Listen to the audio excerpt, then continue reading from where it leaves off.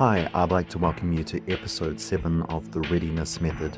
Just to reorientate you, I'm giving an overview discussion about step 2 of the readiness process. So I'm looking at each letter of readiness, the acronym, and I'm giving you an overview of what they mean. Later in the course, we're going to start applying the skills, but here it's just about learning, listening, and integrating the information into your mind. To quickly review, we discussed how R is for recognize with calm. It's noticing what's happening, imbuing ourselves with calm so that we're able to just notice it without reactivity. E and A stood for endure and accept. And these are the ability to sit with an experience, whatever the distress is, the anxiety, or whatever it is that it's arising. Maybe it's a memory about the past. But to be able to sit with it long enough to be able to observe it and eventually to understand it. But the first part is being able to sit with it with even-mindedness so that we're not reacting to it, not following it down the rabbit hole. And once again, that completely relies on the ability to recognize with calm. Once again, I'm a van life guy. I'm here in Istanbul, and there are a lot of background noises, so hopefully that doesn't interrupt you. Today, I'm going to be doing an overview of D. D stands for Discern Danger. And I want to be really clear up front.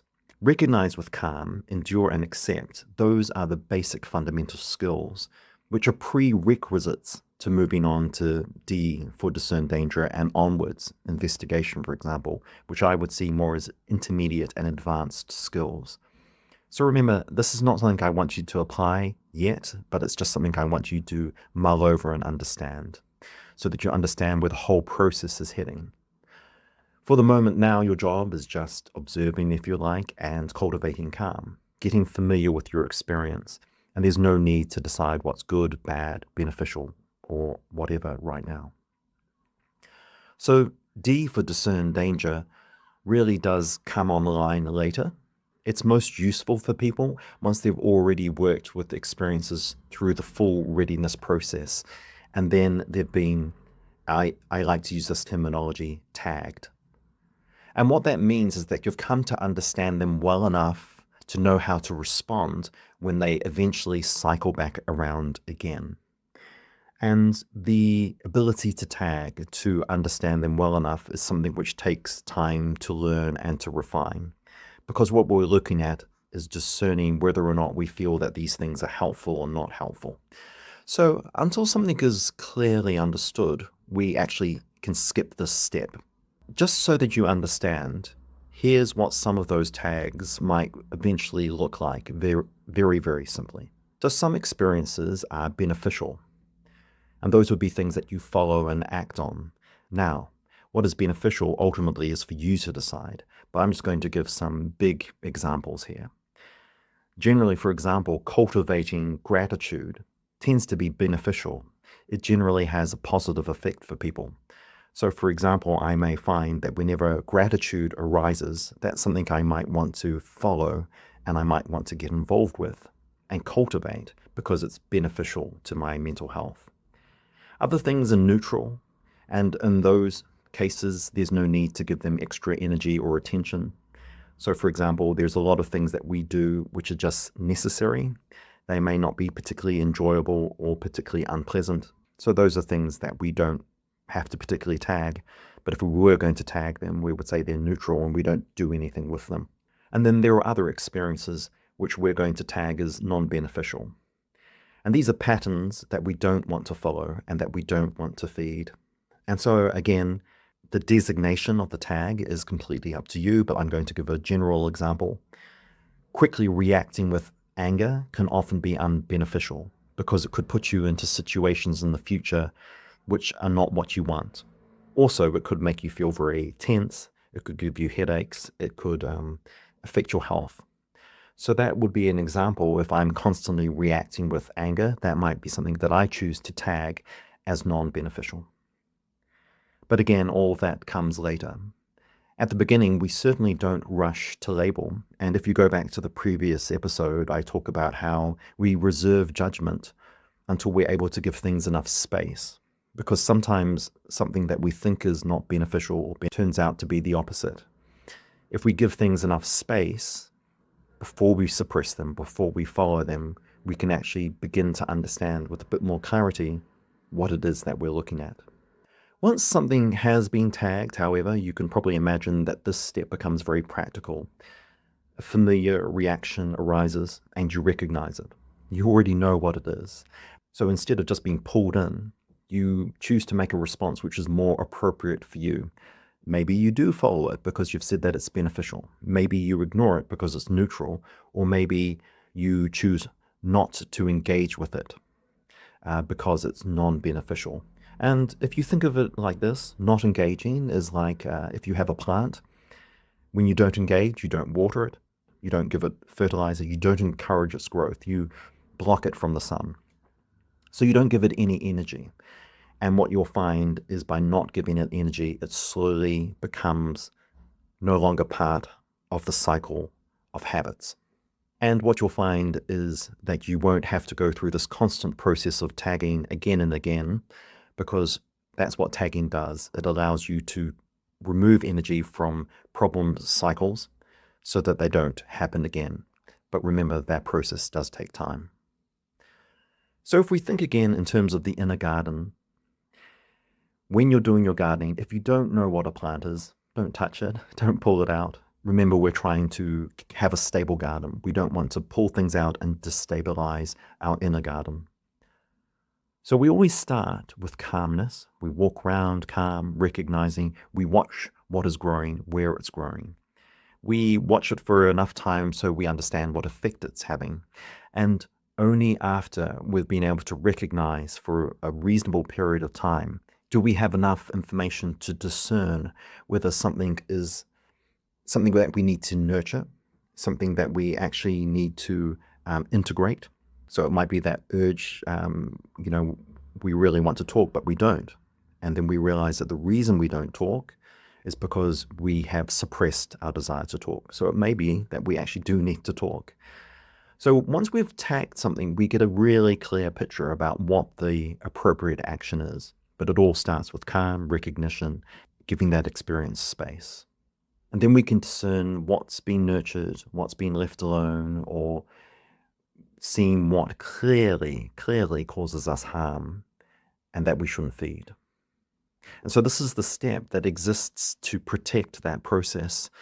Without it, we either attack things too early, we suppress them, or we keep on feeding patterns again and again and again that are quietly undermining us and getting us into a whole bunch of trouble.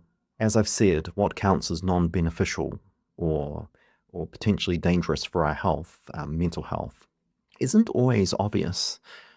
And I'll go into this properly in the next step, the skillful gardener, because the skillful gardener, when you become a really great gardener, you can walk through a garden and you can say, weed, weed, weed, flower, flower. That looks like it's not a helpful plant, but it really is.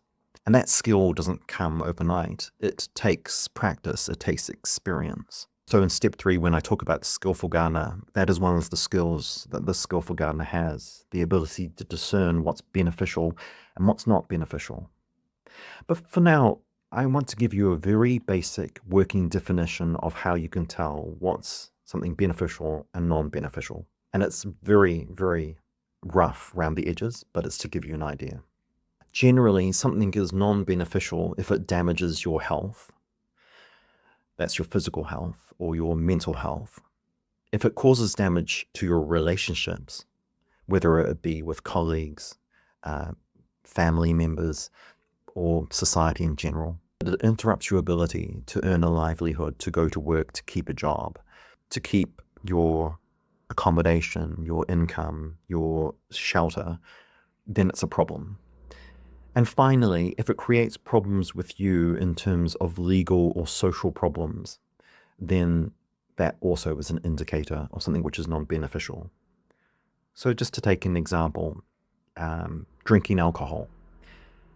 The litmus test would be that if it's preventing your ability to earn an income and it's creating friction in your relationship, then we can pretty clearly tag that as non-beneficial, I guess, objectively speaking.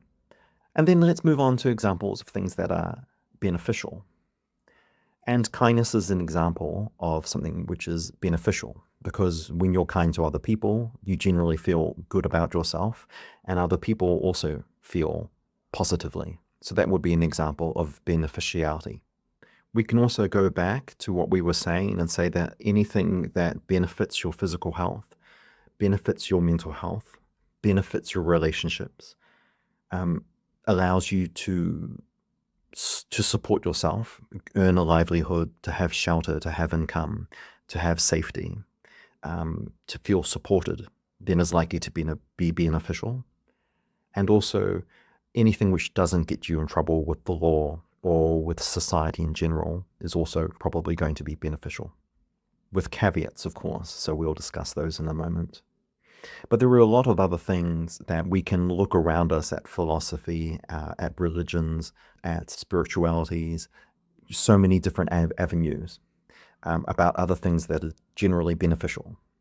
Gratitude, compassion, understanding, having sympathetic happiness for other people.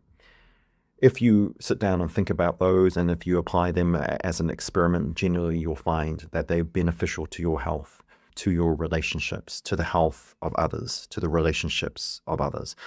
So those are some other things to think about for now. But of course, this definition is totally up to you, and it evolves.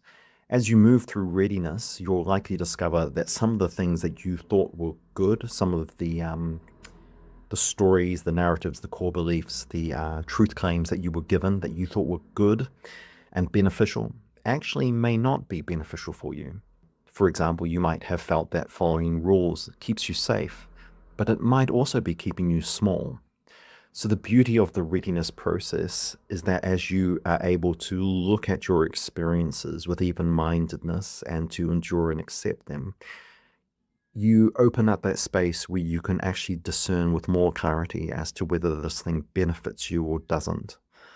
And that's an individual process that only gets refined with time. So for example, leaving a job, getting a job, leaving a relationship, getting into a relationship, joining a community, leaving a community. Some of these may look beneficial or harmful at first, but then when we look under the hood, we discover that they're not what we thought they were. And that's why we don't rush the step. Discernment is something that matures with experience and understanding. But for now, the whole point of this episode is that you understand why discern danger exists. And it's not about moral judgment. It's not about rigid definitions. These are definitions that are connected to you, not to me, not to them. So it's not about control. It's not about finding the truth. It's about wisely responding to what you're seeing. So we observe first, we develop understanding, and then only then do we discern and tag. Remember, it all starts with calmness, the ability to recognize with calm. So start there. And once again, if you want more information, if you want the full structure and nuance, the book lays all this information out clearly. I hope you found this episode interesting and useful, something to think about, and I look forward to seeing you again in the next episode.